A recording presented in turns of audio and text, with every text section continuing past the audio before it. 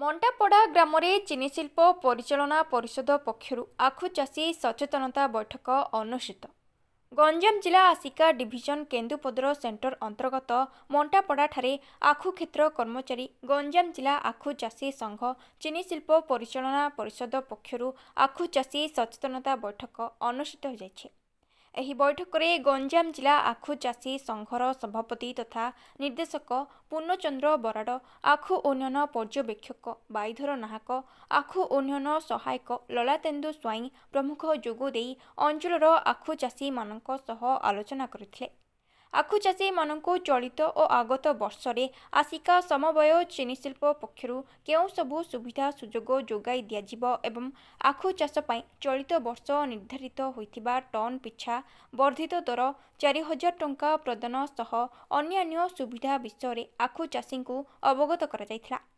ଚାଷୀମାନେ ପୁଣି ଥରେ ଆଖୁ ଚାଷ ପାଇଁ କିଭଳି ଆଗ୍ରହ ପ୍ରକାଶ କରିବେ ସେ ନେଇ ଚାଷୀମାନଙ୍କ ସହ ଆଲୋଚନା ହୋଇଥିଲା।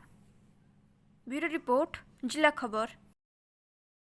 आमर आसिका चिनिकल परिचालना परिषद तरफ चलित वर्ष आखु चाषी मान जो विभिन्न प्रकार सुविधा एवं आखुर दर ता सहित जो अन्य सबू प्रोत्साहन प्रदान करा निष्पत्ति निया से उपरे आमर प्रत्येक डिविजन रो प्रत्येक सेंटर कार्यालय रे आमर आखु क्षेत्र कर्मचारी एवं गंजाम जिला आखु चाषी संघ एवं परिचालना परिषद कर्मकर्ता माने आसी चाषी मान सहित ए उपरे आखु चाषर केमती अधिक मात्रा लगी पारिबो आर प्रसार केमती हबो एवं चाषी माने अधिका केमती उपकृत हेबे तापे एक सचेतनता कार्यक्रम चाली रही। एही परिस्थिति रे आज केन्दुपदर सेंटर अंतर्गत मंटापड़ा ग्राम रे एक चाषी समावेश अनुष्ठित होइतिला। एठी प्राय 50 रु ऊर्ध्व चाषी आज जमा होइतिले।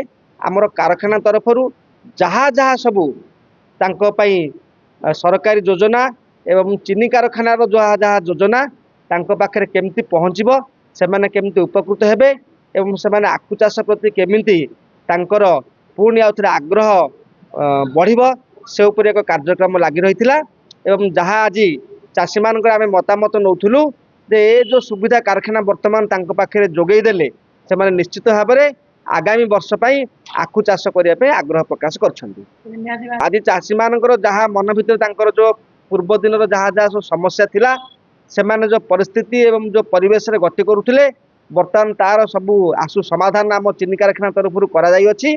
तेणु निश्चित भाव में आगामी वर्ष रे आखु चाष एवं आखु चाषी संख्या मध्य बहुत परिमाण रे बढ़िबो।